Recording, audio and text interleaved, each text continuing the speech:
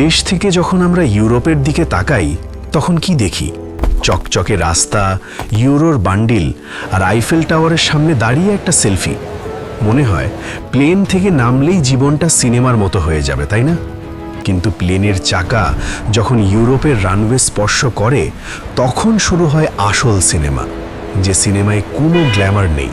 আছে হাড় কাঁপানো শীত, আছে ভাষার যুদ্ধ, আর আছে বুক ফেটে যাওয়া এক দীর্ঘশ্বাস।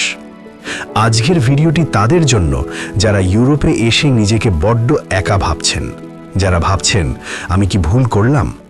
আজ আমরা জানব এই হতাশার অন্ধকার টানেল পার হয়ে কিভাবে আপনিও দেখতে পাবেন সফলতার আলো।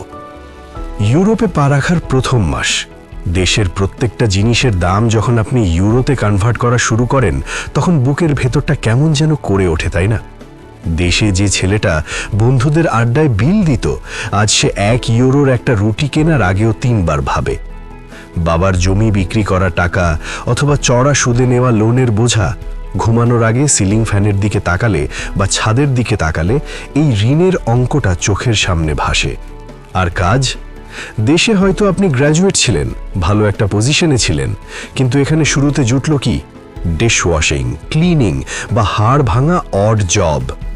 যেই হাত দিয়ে কলম ধরতেন সেই হাতে আজ ময়লা প্লেট পরিষ্কার করতে হচ্ছে। আত্মসম্মানে লাগে, খুব লাগে। মনে হয় মা যদি দেখতো সহ্য করতে পারত না। রাস্তায় বেরোলে কনকনে ঠান্ডা বাতাস যখন জ্যাকেট ভেদ করে হাড় পর্যন্ত পৌঁছে যায় তখন নিজের অজান্তেই চোখ ভিজে আসে। মনে হয় সব ছেড়ে দেশে ফিরে যাই। কিন্তু থামুন, ফিরে যাওয়ার জন্য আপনি এত দূর আসেননি। নিজেকে প্রশ্ন করুন, আপনি কেন এসেছিলেন?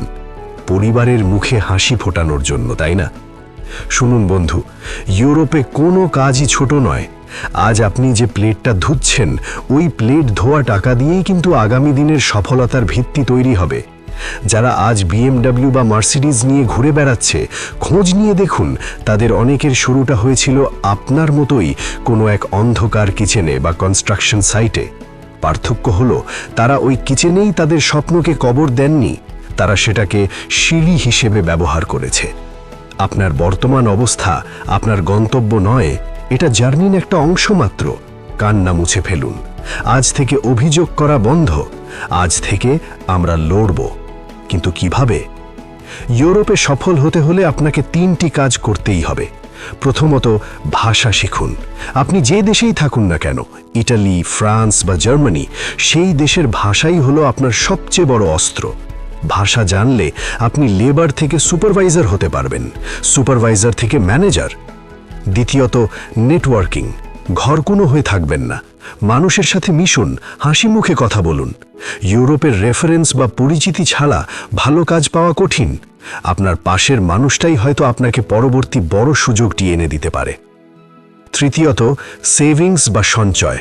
দেশে টাকা পাঠানোর আবেগ নিয়ন্ত্রণ করুন। প্রথমে নিজেকে শক্তপোক্ত করুন। নিজের স্কিল বাড়ানোর জন্য টাকা খরচ করুন। ড্রাইভিং শিখুন, টেকনিক্যাল কাজ শিখুন। মনে রাখবেন, নিজের ওপর করা বিনিয়োগ কখনো লস হয় না। বন্ধুরা, রাত যত গভীর হয় ভোর তত কাছে আসে। আপনার জীবনের এই কঠিন সময়টা হয়তো আর মাত্র কয়েক মাস, তারপরেই সুদিন আসবে। শুধু নিজের ওপর বিশ্বাস হারাবেন না। আপনি একা নন, লক্ষ লক্ষ প্রবাসী ভাই বোন এই একই যুদ্ধের সৈনিক। আপনিও পারবেন। আপনার মায়ের দোয়া আর আপনার পরিশ্রম, এই দুয়ের শক্তিতে আপনি একদিন মাথা উঁচু করে দাঁড়াবেনই। আজকের ভিডিওটি যদি আপনার মনে সামান্য সাহসও জগিয়ে থাকে তাহলে শেয়ার করে দিন সেই বন্ধুর সাথে যে এখন খুব হতাশায় আছে। আমাদের এই নতুন চ্যানেলের সাথে যুক্ত থাকতে সাবস্ক্রাইব বাটনটি ক্লিক করুন।